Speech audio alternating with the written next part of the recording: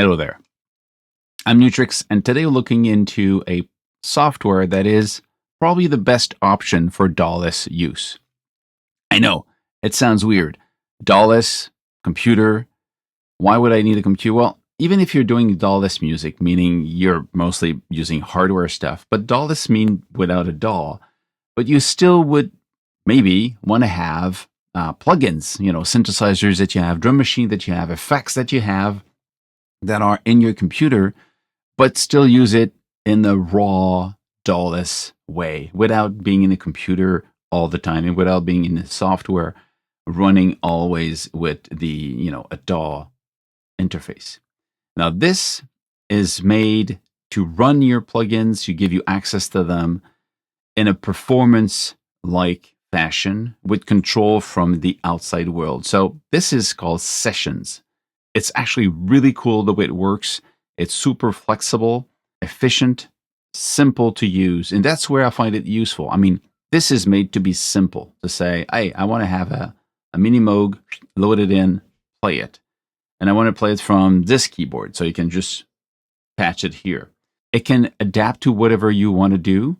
It can be used for a live show where you could have 12 different scenes, and each scene is an entire different kit of infinite amount of effects and plugin. I mean, the only limit is the amount of RAM and CPU your computer has. In each of these scenes, and as you move between them, you just can switch between songs, for example, or in the song and switch between section of a song because I play different things in it. Or it can be just used as a huge rack of effects. In my case, I have no hardware effects, or I have a few of them. I only have that effect over there, which is a pedal.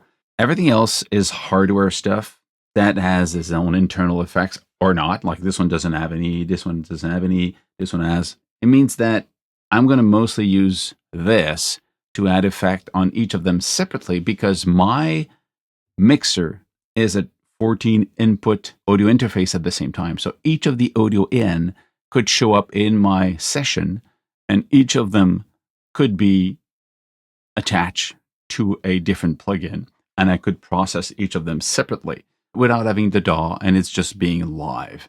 Or I could double sounds. I could say, well, I have this drum machine that triggers another drum machine, and I play between the two sounds.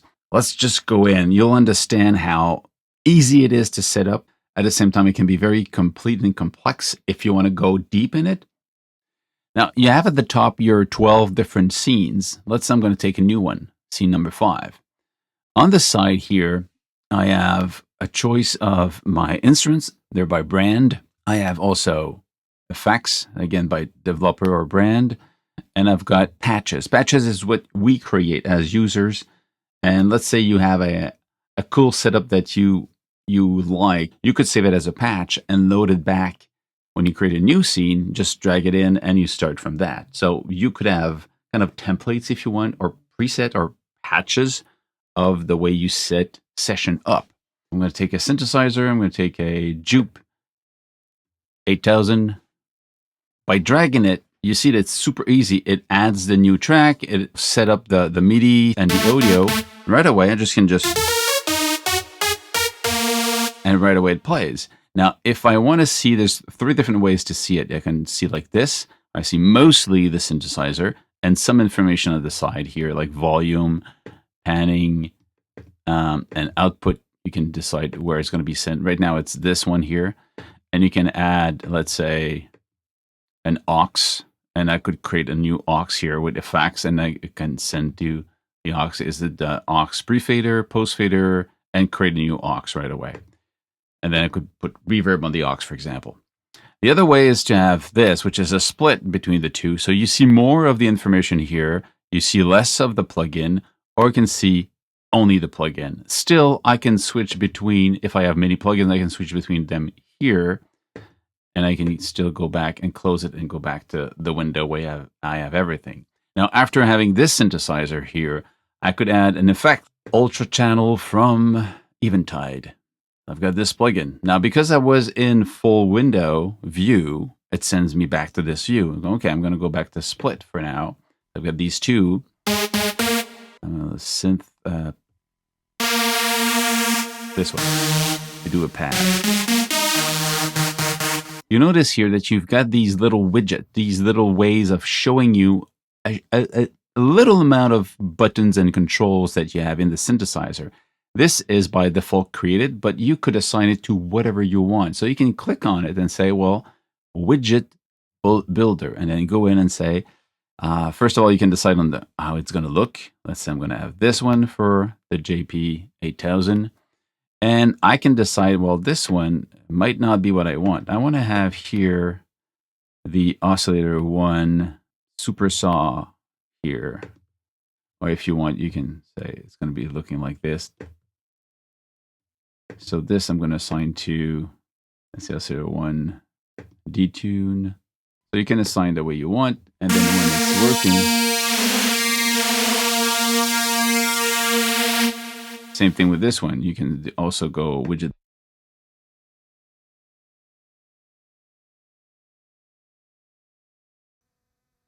And turn it off, and you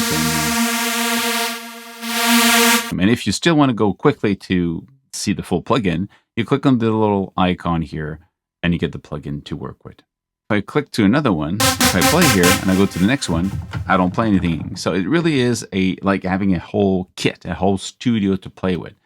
If I want to play more than one synthesizer, go here. I'm going to press this one. I can drag it just here, and it creates another track. Now here are the two of them. The reason I have the two of them is because by default, they're added together. So if you go in the MIDI filter, you see that both of them are answering to everything. So I could actually have a split. I could say, well, this is going to go to, I don't know, C3, middle C. So in the low end, the Jupe 8000 does not respond anymore. And if I go higher, so you can have them separately. So you can create split. You can create also differences in the way they work with velocity. So this one could work on, let's say, when you're over 60. If I under 60, I play. So you could assign velocity switching also. So right away you go, okay, this is a massive layer software that uses everything you have in your computer plugin-wise to be able to just make a massive synthesizer sound if you want. Here you had patches. Well, if I want to save this, I can put it here. And then it's Jupe 8. So this line here can be saved. So next time you can just bring it back in. Effects. I have this drum here, the Drum Brute Impact that I just bought used a couple of weeks ago. And there's multiple outputs.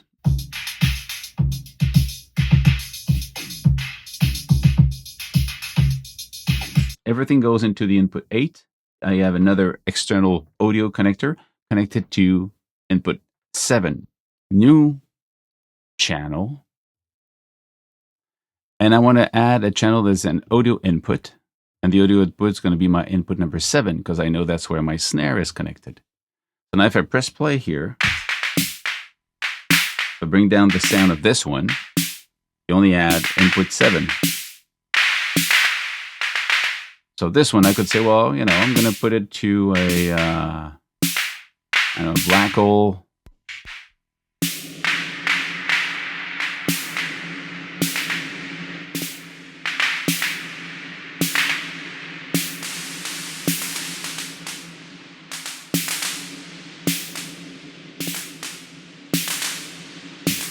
And I could say, well, the other one, I'm going to add another track, new channel, and it's going to be audio input number 8, create. And this one I'm going to put Hornet, this one, let's say.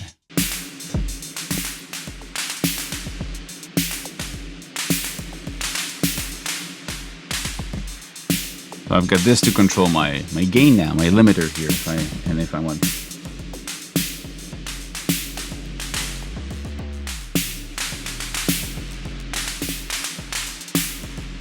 So you see, it's really quick. In my case, I'm going to use it as an effects processor or a rack of effects, and I can save this and load it when I need to. Let's say you want to do it for a live show. So another example here is you have these. I switched to my first scene. My Model D is now assigned to only the MIDI input of the Arturia key step on the keyboard, and the other one here is assigned to my MS-20. So I could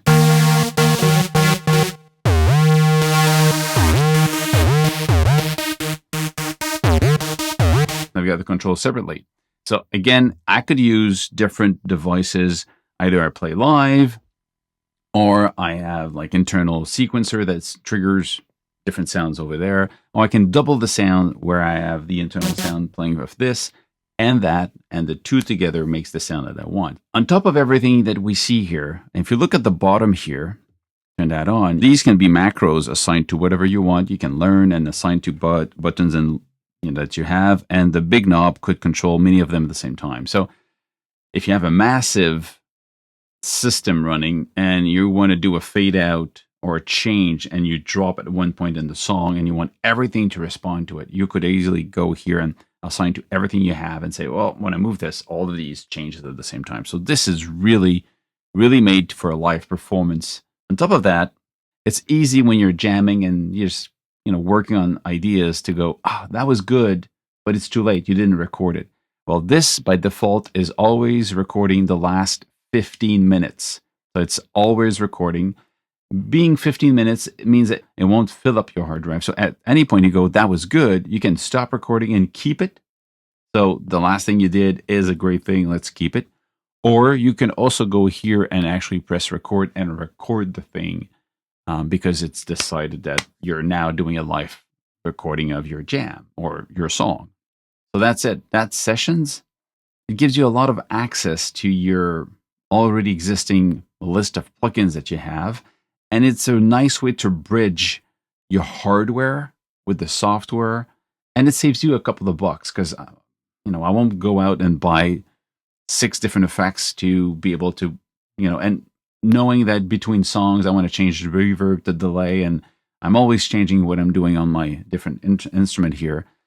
So having this, in my case, it's the best way to maximize my setup and add all the effects that I want on these and then save it and just recall this. This is really cool. That's it. Stay safe, make more music, and see you soon. Cheers.